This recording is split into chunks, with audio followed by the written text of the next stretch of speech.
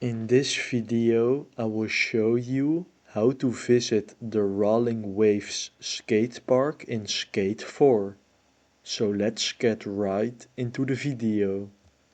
And just for reference, I'm around here on the map.